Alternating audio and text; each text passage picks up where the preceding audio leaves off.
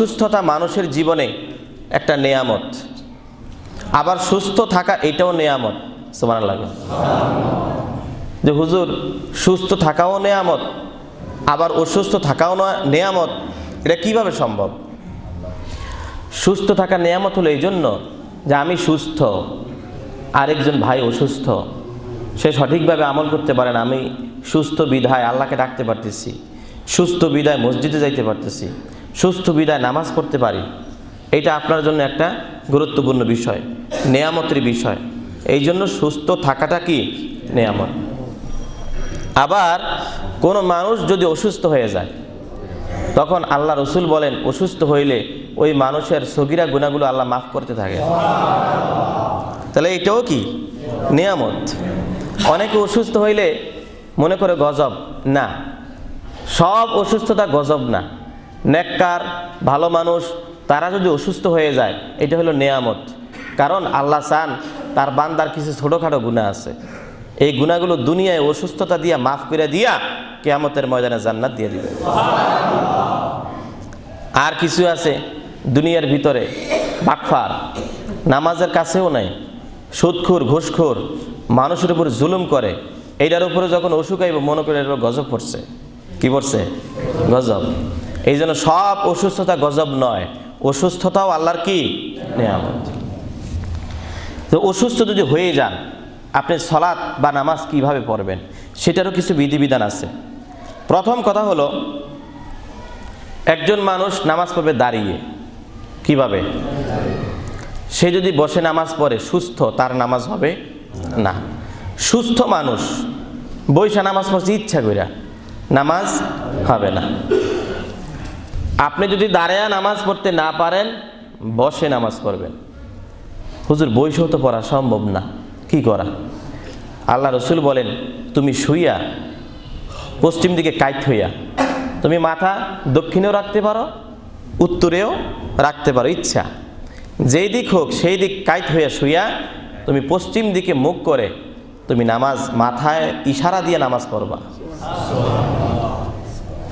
এখন যদি প্রশ্ন করেন যে হুজুর পশ্চিম দিকে কাইত হওয়া সম্ভব না, সোজা হইয়া উপরের দিকে তাকিয়ে রয়েছে, ঘুরতে পারে না, অসুস্থ মুমূর্ষ অবস্থা, তখন সে সোজা হইয়াই উপরের দিকে তাকাইয়াই মাথা দিয়া নাড়াচাড়া কইরা ইশারায় সে নামাজ পড়বে। আল্লাহ কিন্তু বলেন নাই যে তোমাকে বইসেই পড়তে হবে, জোর করেন নাই, ছাড় দিছেন।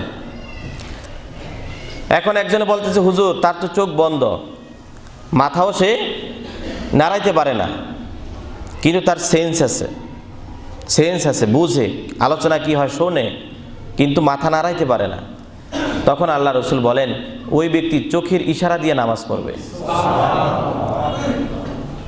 সহজ না? এখন একজন ব্যক্তি চোখের ইশারা দিয়েও নামাজ পড়তে পারে না, আল্লাহ রসুল বলেন যে ওই ব্যক্তি যদি এইভাবে 5 ওয়াক্ত নামাজ অতিক্রম করে, চোখের ইশারা দিয়েও সে নামাজ পড়তে পারে না, একদম বিছানার সাথে ফিটিং হয়ে গেছে, 5 ওয়াক্ত নামাজ এইভাবে চলে গেছে, আল্লাহ রসুল বলেন ওই 5 ওয়াক্ত নামাজ তার ফরজই লাগতো না, মাফ, ফরজিয়াতের হুকুম তার থেকে উঠে গেছে, তার নামাজ পড়ার সক্ষমতা সে হারায় ফেলছে। কিন্তু সে চোখ দিয়েও ইশারা দিয়ে নামাজ পড়তে পারে না, সেন্স নাই, অজ্ঞান। যদি সে 5 ওয়াক্ত নামাজ অতিক্রম হয় নাই, বেহুশ হয়ে গেছে, 2 রাকাত নামাজ গেছে, এরপর আবার সজাগ হয়ে গেছে, তখন মাসালার বলা হয়েছে পিছনের 2 রাকাত সে কাজা পড়বে। কি করবে? কাজা। আর যদি 5 ওয়াক্ত নামাজই অতিক্রম হয়ে যায়, তাহলে পিছনের নামাজ আর কাজা করতে হবে না, সেটা মাফ। একজন মানুষ নামাজ শুরু করছে দাঁড়াইয়ে নামাজ শুরু করছে, সে 1 রাকাত পড়ে ফেলছে, 2য় রাকাতে ইমাম সাহেব কেরাত পড়তেছে, এখন তার হঠাৎ করে মাথা ঘুরান মারছে, সেন্স হারায় ফেলতেছে, সে বুঝতে পারতেছে যে আমার মাথা ঘুরতেছে অথবা আমি পড়ে যাচ্ছি, তখন সে নামাজের ভিতর সঙ্গে সঙ্গে বসে পড়বে, বৈশা নামাজ কমপ্লিট করবে। এখন সে যদি মনে করে যে বৈশাও ঠিক থাকতে পারতেছে না, সে আস্তে করে ওয়ালের সঙ্গে হেলান দিবে, অথবা কিছু যদি না পায় সে আস্তে করে পড়ে যাবে, পরে সেই অবস্থায় সে ইমামের সঙ্গে ওই যেই কাজগুলো ইমাম করে সেই কাজগুলো সে আদায় করবে, তার নামাজ হয়ে যাবে। সুবহানাল্লাহ কন্যা। ইসলাম কতটা সোজা। এখন এখানে একটা ফেরকা আছে চেয়ার নিয়া, আছে কি না? এটা একটু ছুটিয়ে দেওয়ার দরকার। চেয়ারে বসে নামাজ পড়া যাবে কি না এই বিষয়ে প্রথমত ইসলামিক ফাউন্ডেশনে আপনার একটা চিঠি লেখা হলো যে আপনারা ইসলামী ফাউন্ডেশন থেকে আমাদেরকে শোনান যে চেয়ারে বসে নামাজ পড়া যাবে কি না। তখন ইসলামী ফাউন্ডেশন মানে বাংলাদেশ সরকার কর্তৃক যে বোর্ড, সেখান থেকে তারা একটা ফতোয়া দিল, এটা টিভিতে প্রচার হয়ে গেছে যে চেয়ারে বসে কোনো অবস্থাতে নামাজ পড়া যাবে না। পরবর্তীতে বাইতুল মুকাররমে দেখবেন চেয়ারের একটা কামরাই আছে, আছে না? অনেক বড় বড় মসজিদে দেখবেন যে চেয়ারের একটা কামরাই আছে, এর মধ্যে সব চেয়ার। তো এর মধ্যে যাই আবার ওই এমপি মন্ত্রী আইলে এরা বৈশা নামাজ পড়তে আবার সমস্যা, তো এরা কি করে ওই চেয়ার নিয়ে বসে, একটা আলাদা ভাবটাপ নিয়ে আমি নিচে মসজিদের সঙ্গে একসাথে বৈশা নামাজ পড়বো, এটা কেমন লাগে, তখন সে চেয়ারে যায় বৈশা নামাজ পড়ে। তো এই জন্য ওই সকল গণ্যমান্য কিছু ব্যক্তি করবো আবার চিঠি লেখছে যেটা কি ফতুয়া দিলেন, ফতুয়া ঠিক করেন। পরে ইসলামিক ফাউন্ডেশন যেহেতু সরকার কর্তৃক নিয়ন্ত্রিত, পরে আবার পরের দিন মাসলা ঘুরেয়া চেয়ারে বসে নামাজ পড়া জায়েজ লিখে দিছে। প্রথম ফতুয়া যেটা দিছিল ওটাই কি সঠিক ছিল, কিন্তু পরে ডরে এটা ঘুরে কি জায়েজ দিছে। এখন আসেন যে হুজুর তাহলে আপনি কি বলবেন এই বিষয়ে? আমরা আমাদের ওস্তাদগণ যারা বড় বড় মুফতি এদের সাথে আলোচনা করেছি। প্রথমত কথা হইল ভাই, নামাজের সুরত হলো তিনটা। কয়টা? আগে বুঝেন, এরপরে মন্তব্য করবেন। নামাজের সুরত তিনটা, তিনের বাইরে কোনো সুরাত নাই। এক হইল দাঁড়াইয়া, যদি সম্ভব না হয় বৈশা সম্ভব না হইলে শুইয়া, এই তিন সুরাতের বাইরে কোনো নামাজ নাই। চেয়ারের বিষয় হলো সবার লাস্ট। যদি কোনো ব্যক্তি বৈশা নামাজ পড়তে অক্ষম হয়, মানে বৈশা নামাজ পড়তে সে পারে না, মানে হাঁটু চিনচিন করে ব্যথা করে, ধরে রাখতে পারে না, মানে একের পর এক ব্যথা করতেছে, টনটন করে, সেক্ষেত্রে আমাদের ওস্তাদগণ বলছেন যদি এইরকম পরিস্থিতি তার হইয়াই যে বৈশা শেষে থাকতে পারে না, সেক্ষেত্রে সে সর্বশেষ নিরুপায় হয়ে চেয়ার ব্যবহার করতে পারবে। তবে এটা একবার সর্বশেষ, মানে আমার পিঠে যখন দেওয়ালটা ঠেকে গেছে তখন, এই ছাড়া নয়। প্রথমত আমরা চেষ্টা করব বসে, যদি একদম অক্ষম হয়ে যায় যে না আমি টিকতে পারতাছি না, হাঁটুর প্রচণ্ড ব্যথা, সেক্ষেত্রে আমি চেয়ার নিতে পারবো, এটা সর্ব লাস্টের কথা। তাহলে দেখেন, এই ছাড়া আপনি শুয়েও নামাজ পড়তে পারেন ঘরে।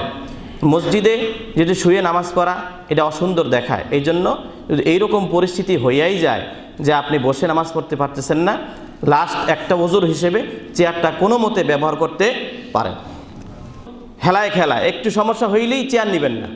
আমি বলছি কোনটা, বসে থাকতে পারেন না, তখন আপনি উজুরের ক্ষেত্রে চেয়ার নিতে পারেন।